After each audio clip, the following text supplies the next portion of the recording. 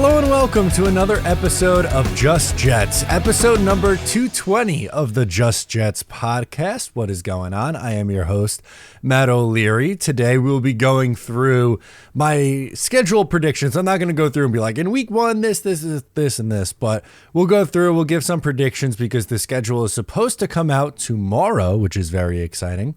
We will also get into some AFC East predictions via AI. Ooh, scary. And also get into your voicemails. Really excited for another episode of this program. We will have some draft fallout, I'm sure, in the voicemails, but kind of wanted to get into the schedule because that's the next big thing on the docket here. You had the draft, you had rookie minicamp, and before OTAs start, you're going to have the schedule, so it's going to be time for some way too early predictions. So I figured that I would start personally with how I think the schedule is going to play out. So let's start with week one. How is this season going to begin for the New York Jets? Well, I think they're going to start on the road in week number one. Why? Well, they've opened at home each of the last two seasons. They opened against the Baltimore Ravens in 2022. That was a weird schedule. The 2022 Jets had a very strange schedule to start. They played 4 straight games against the AFC North. Very bizarre schedule, but anyway, they opened up at home in 2022. And then last year in 2023, they opened up at home against the Buffalo Bills on Monday Night Football. We unfortunately remember that one all too well as Aaron Rodgers' season comes to a close 4 plays in. So I think they are going to open on the road. They did that in 2020 and 2021.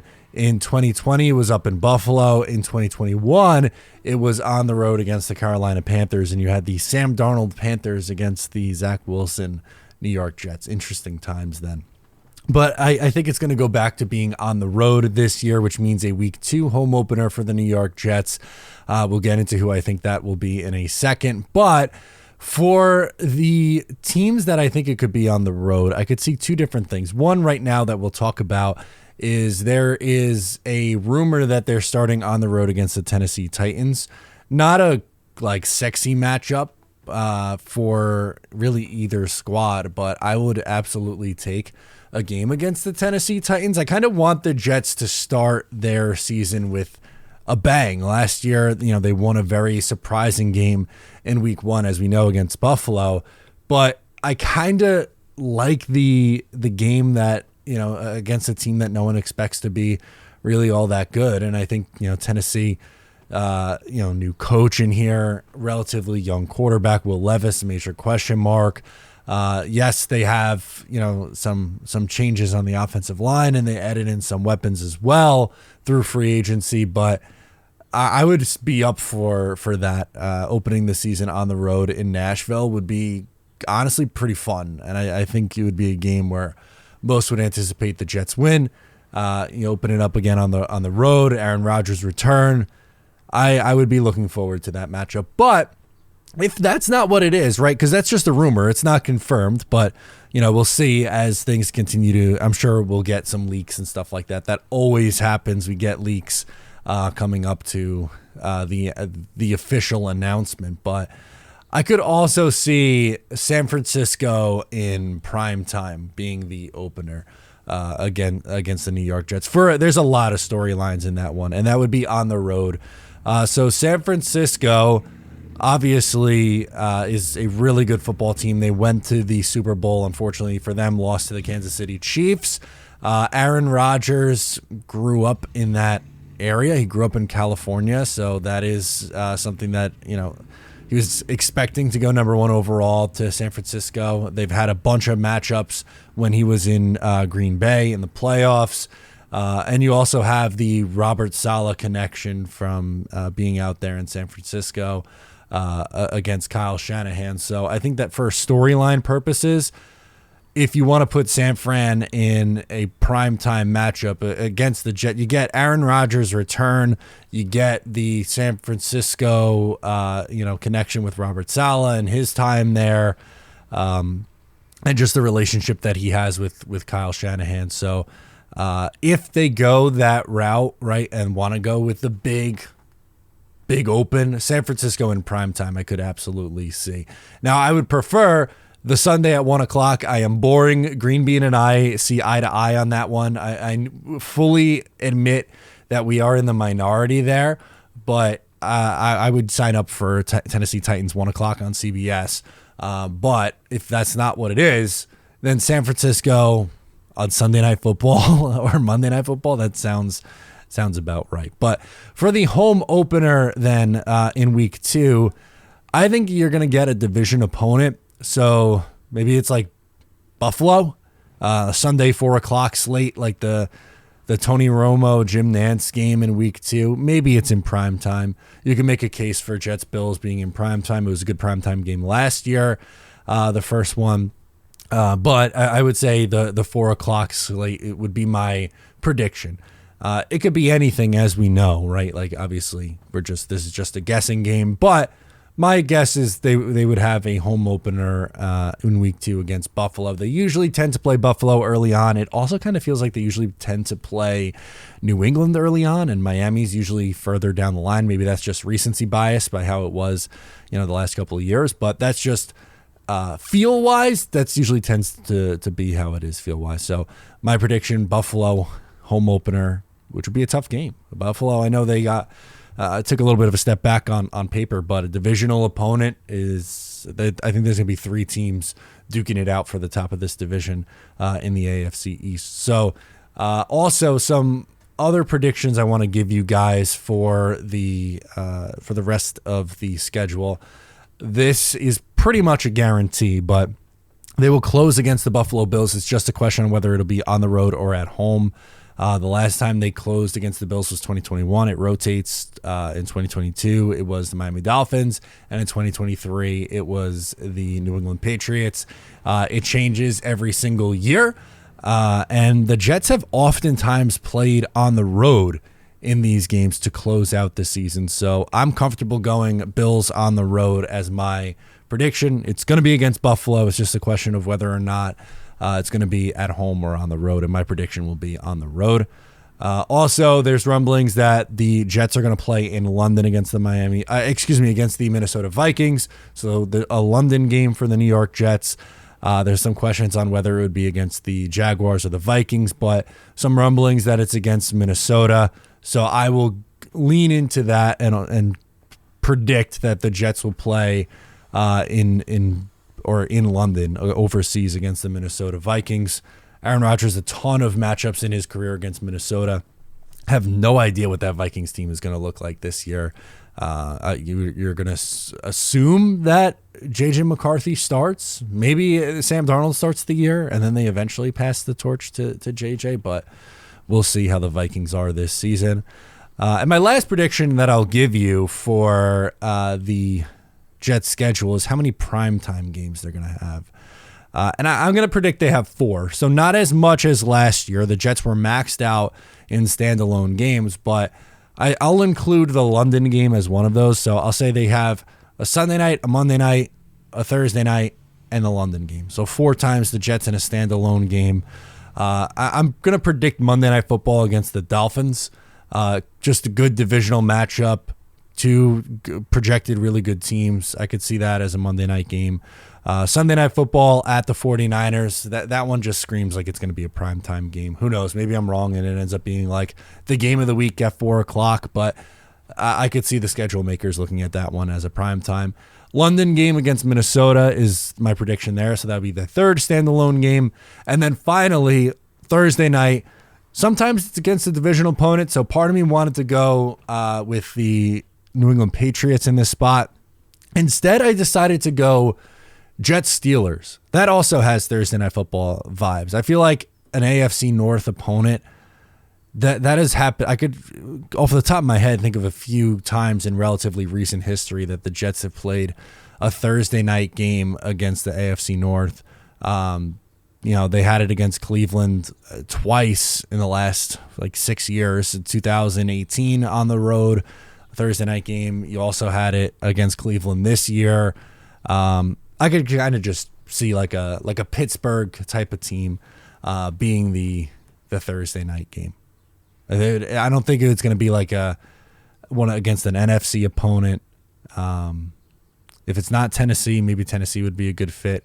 Jacksonville, the Jets also played Jacksonville in primetime in 2022. We all unfortunately remember that game. That was horrific. That's when I thought it was really going to be the end of the line for Zach Wilson, and that wasn't really the case. But there you go. Those are my 4 primetime game predictions, and we'll see. We'll find out tomorrow what the Jets schedule looks like, but if you want to get in on any predictions, you can comment them down below if you're watching on YouTube.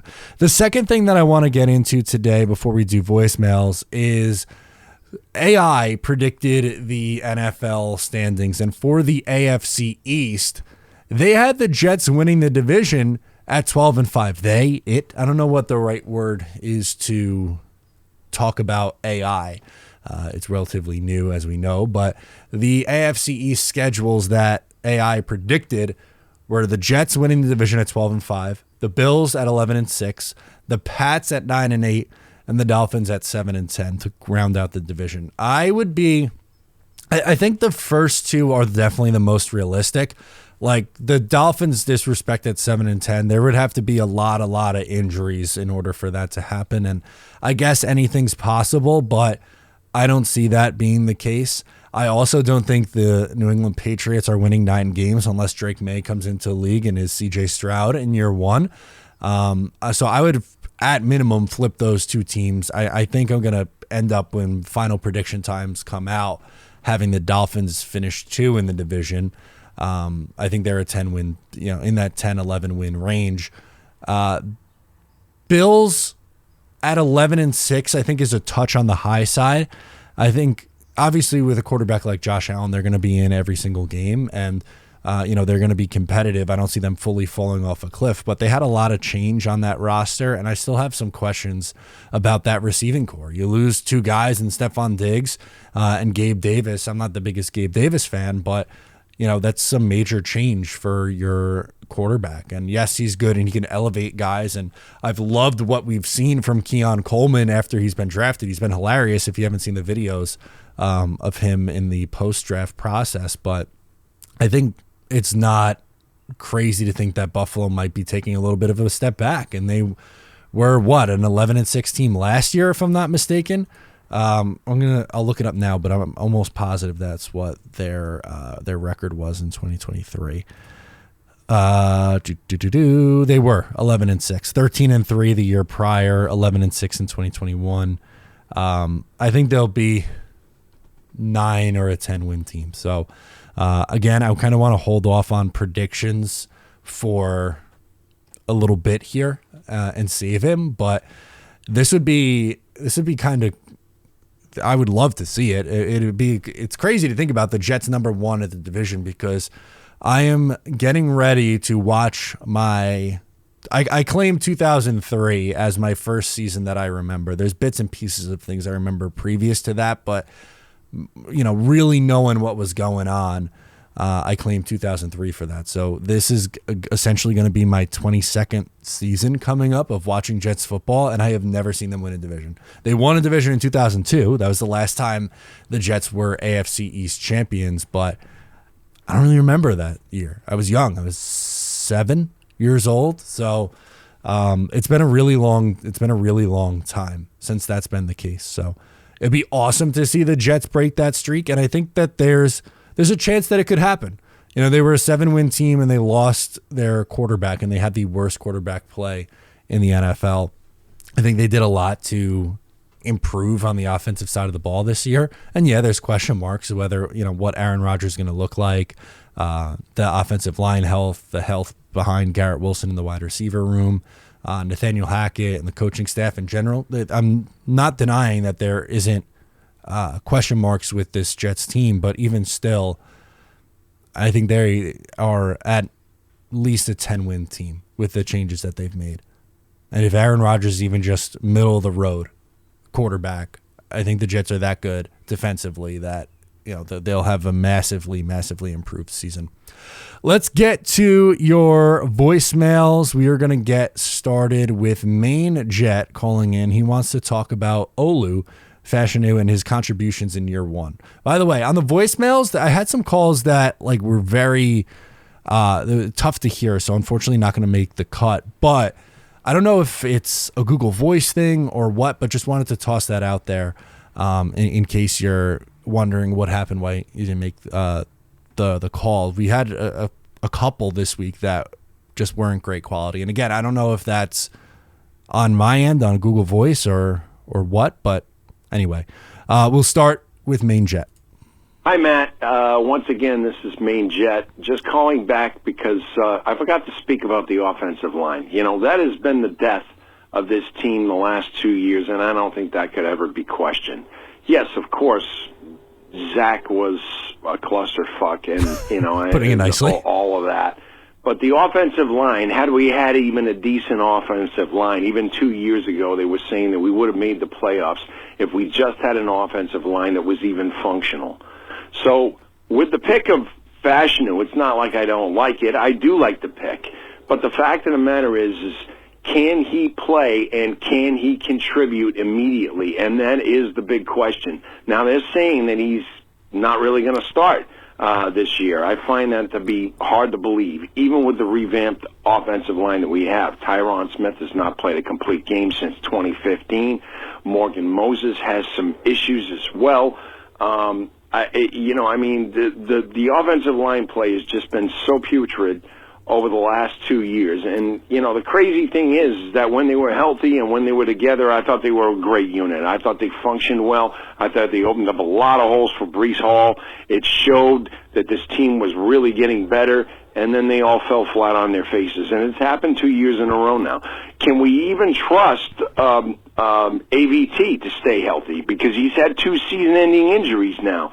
So really what I'm saying is I would have liked to have seen another offensive lineman be picked. Somewhere an interior guy or something like that, and we never got the chance to do that. Now, don't get me wrong. I love the pick of Jordan Travis, and I like the pick of Malachi Corley. But I think that we should have kept at least one of those picks and taken a best available interior offensive lineman just to try and back up the offensive line and made the play that much better in the event that we have more players go down, which it seems like in New York that's a disease. I want to know your thoughts on that, and once again, God bless.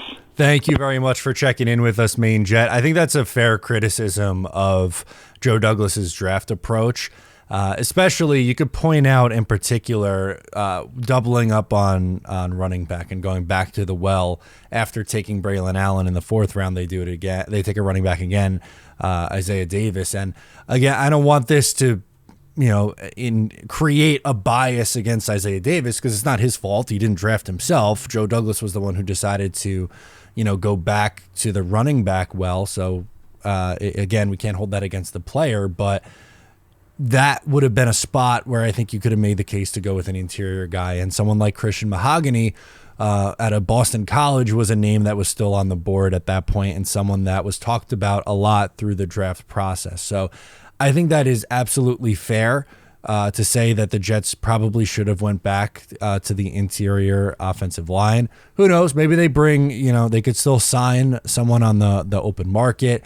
You could reunite yourself with Connor McGovern. You could talk to, I know, who's it? Andreas Pete just went to the Raiders, but maybe a Dalton Reisner, someone like that, can come in and be depth on the interior of the offensive line. You have some options. And as for Fashanu contributing, I think, and this is, I've maintained this throughout the process and even after the draft, I think you could have the preference that the Jets go wide receiver or tight end or whatever in the 1st round, but I don't think anyone should be upset with the Fashanu pick or going offensive line when, as you mentioned, how many offensive linemen they've gone through the past, multiple years. And on top of that, neither of their starting projected 2 tackles played a full year last year. I mean, for Tyron Smith, he's played 13-4, 11-2, 13-13, 13-13 games dating back to 2016. And while Morgan Moses usually does play entire seasons, he missed some time last year with a torn pec and had off-season surgery. And at age 33, you hope he can go back. And I'm rooting for Morgan Moses to play 17 games this year. That'd be fantastic if he gets 17 games out of Morgan Moses. I just wouldn't bet on it happening, and apparently neither would Joe Douglas and the Jets, and that's why I think Fashion Ude is going to get on the field. If I had to guess right now, again, we're way too early out, but I think he's going to play like 8 to 10 games this year. If I had to, guess and handicap it for how much we're going to see Olu, and he's going to get an opportunity to learn behind two really, really good tackles, and I'm not worried about him getting on the field. But a fair critique, I think, anyway, about the interior offensive line. Alex is up next. He is calling from Virginia. Alex, welcome to the show. What's going on, Matt? This is Alex from Radford, Virginia. Been a hot minute since I called. Hope you're doing well, man. Just listened to your last episode, and Jets Nation, I got a bone to pick with everybody right now. Let's hear it. Have we learned nothing over these past few years? I get it. I was a Brock Bowers truther. I wanted Brock Bowers at pick 10. Like, I was screaming at my TV when we came up to pick. I was like, Brock Bowers, Brock Bowers, Brock Bowers. But then with Olu, I smiled and said, I get it. Because for how many years now has this offensive line stunk? How many years has this offensive line on paper been good, and then it crumbles due to injuries, and we're playing practice squad guys, bunch of nobodies? I don't think Jet fans truly, the ones that are screaming about not drafting Bowers, understand the opportunity that we had last year and have this year. We have a surefire Hall of Famer as our quarterback, when we've been stuck with Sam Darnold and Zach Wilson the past couple of years. This is a quarterback that can help us break the curse that we have as an organization of not making the playoffs, not making a Super Bowl.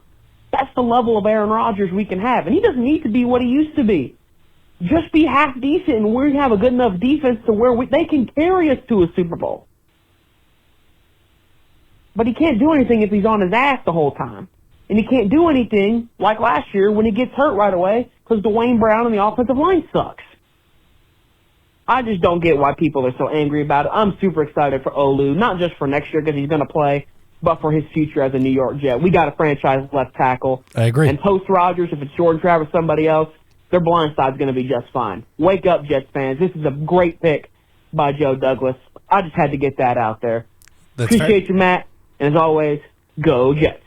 Thank you, man. I really appreciate the call in, Alex. And I think you're right. And coming from someone who, as you mentioned, you wanted Brock Bowers. And again, that's fine. I get the appeal of wanting a weapon, or in particular, Brock Bowers in that spot. Honestly, I do. But to then bash the idea of going with the tackle in that spot is crazy to me.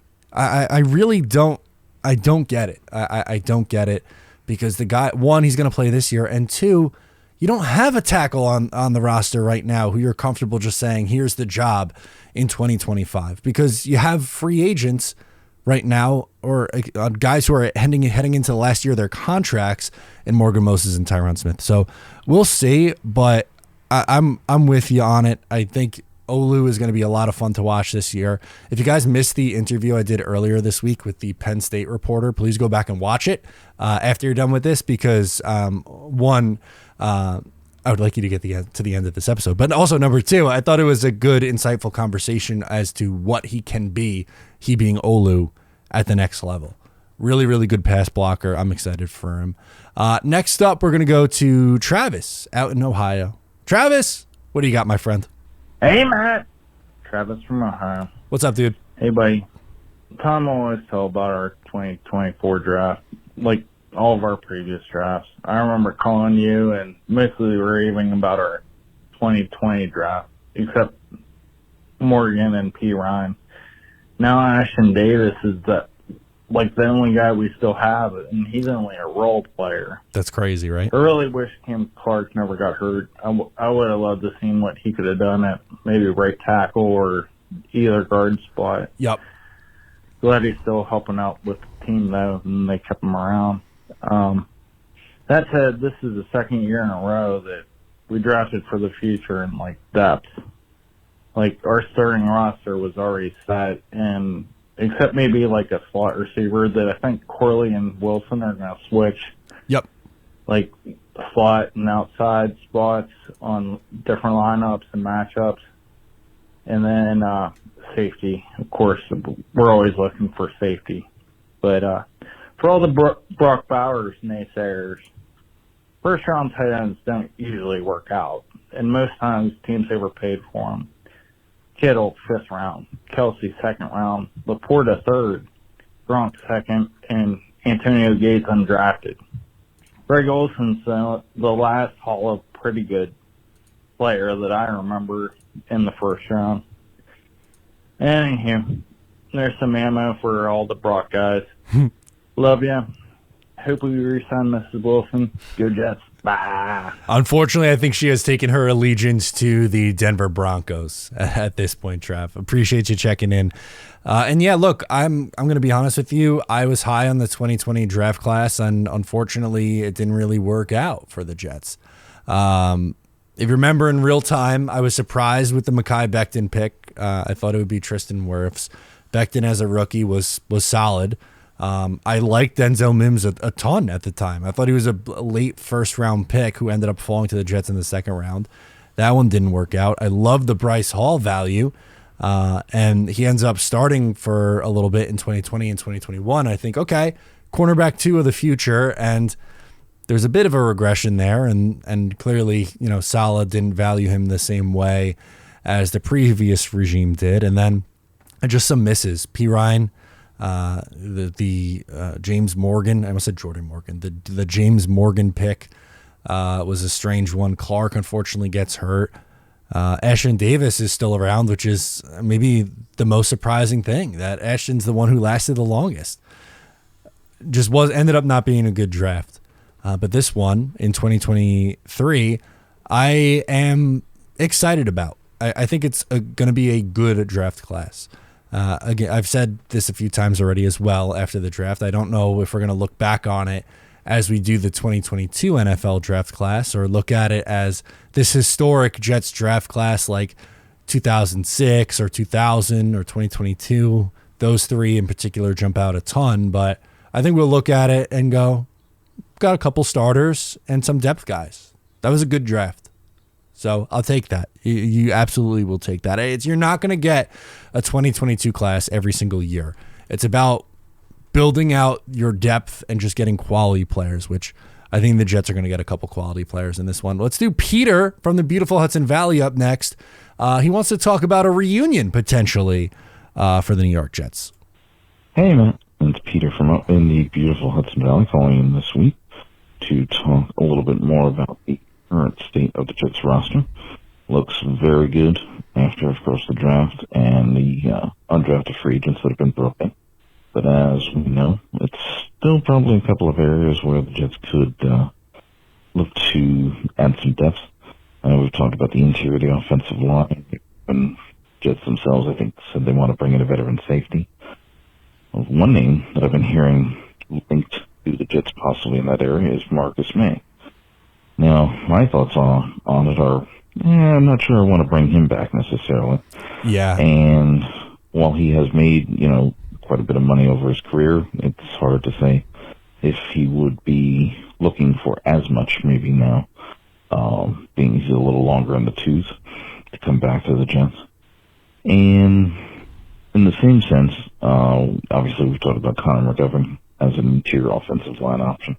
What about guys like either Dalton Reisner or Trey Turner? I mean, it sounds like when the Jets sign their rookie draft class, it's going to eat up about half of their little over $9 million of cap space that they have. So a lot of the guys they bring in at this point, whether it's Marcus May or some other veteran safety or interior offensive lineman, are going to have to be on quote-unquote veteran minimum deals.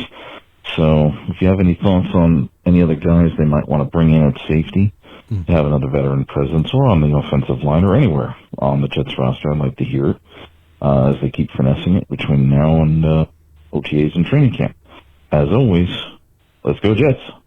Peter, thank you as always, my friend, for checking in with us here. I'm with you. I don't like the idea of a Marcus May reunion. Hasn't really stayed healthy at all the last 3 years, hasn't really played a whole lot. and some questionable off the field things there with him as well. Was good for the Jets for a few years, but again, injuries, and at this point, like, he's not getting any younger. He's already 30 years old. He was 24 when he was drafted, an older prospect out of Florida, but again, was good for the Jets. But I'm good with letting that go. I don't think there's going to be much of a market for him, but everyone for the safety group tends to go with Justin Simmons, and I think that's a really good name to watch. I'd be excited about Justin Simmons, but what I wanted to do instead was give you another name that doesn't get as talked about. I think he'd be a little bit cheaper than Justin Simmons, and he's a good football player, and that's Quandre Diggs, who spent the last few years in Seattle, was in, I believe, Detroit before that. 95 tackles last season. He's 31 years old. He was 3 straight Pro Bowls up until this past year. Was a good interceptor of the football. Last year only had 1, but the couple years before that was picking off some passes. So I think he still has a little bit of something left in the tank, and they just kind of need a veteran body in there, kind of like what Adrian Amos was, supposed to be for them last year. Famous Amos, baby. Gotta love it. But that would be my name. As for other spots, Dalton Reisner we talked about earlier. I would also bring up Connor McGovern. That would be a reunion I'd be okay with. And on the defensive side of the ball, maybe Calais Campbell, because the Jets really made a run at him last year. He's still on the open market. And if you're looking for a JFM replacement, that might be the move. We close with PG calling in from Long Island. Wants to talk about Joey D. All right, let's talk some Joe Douglas. Hello, Matt O'Leary. It's PG from Long Island here. How are you, sir? A couple things. One, shout out to you for your cameo on the Flight Deck 24. Thank from you. Your fiance's basement or closet, whatever it was. But Yep. Good job. Nice to see you there.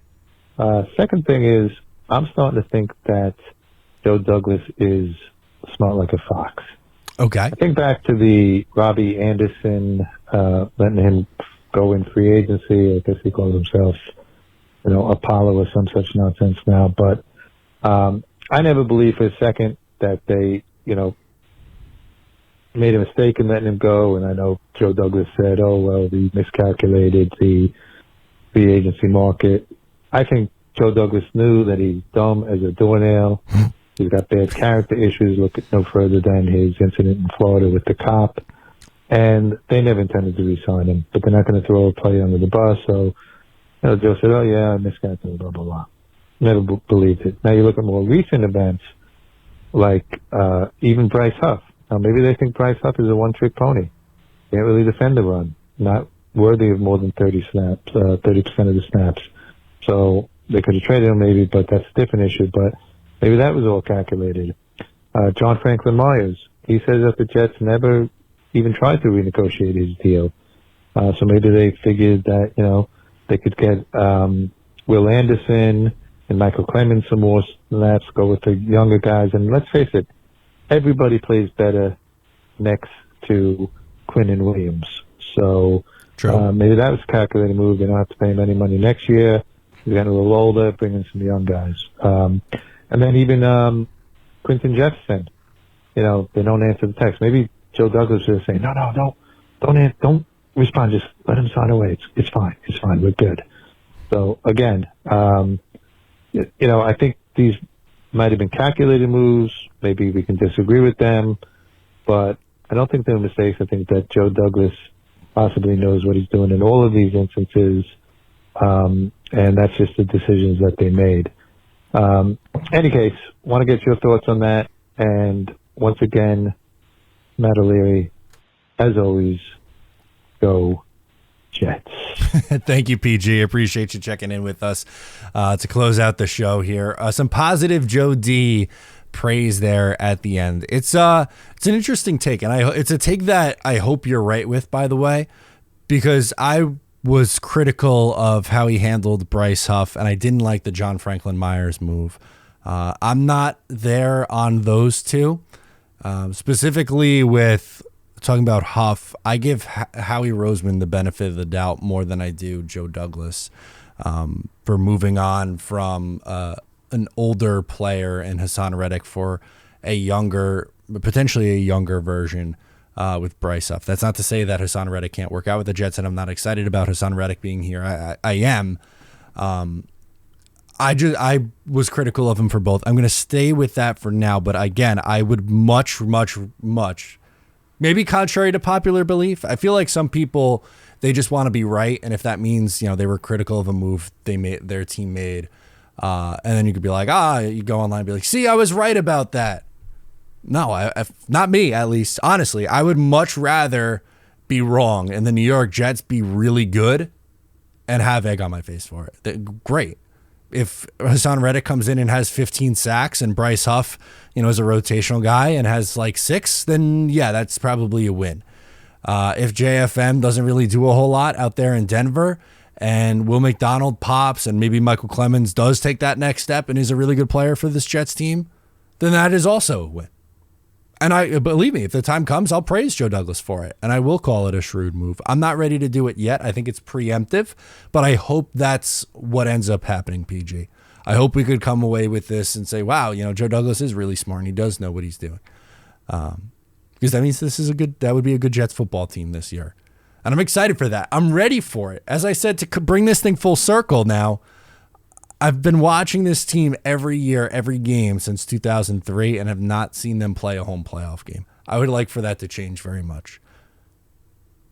I think that would be awesome. For one, as a fantasy, but also to cover. And to do, I've been doing this since 2019, really? A little in 2018.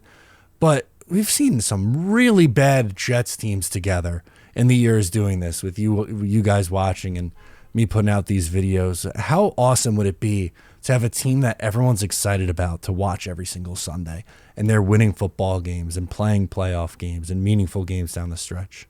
We haven't seen it in a really long time. So I hope that changes. Guys, thank you so much for another episode here of Just Jets. Before you go, please make sure to leave a like, share with a friend, subscribe if you're new. If you're audio only, make sure to leave a rating and review and subscribe. That really helps. I'm Matt, and I'll catch you guys next time.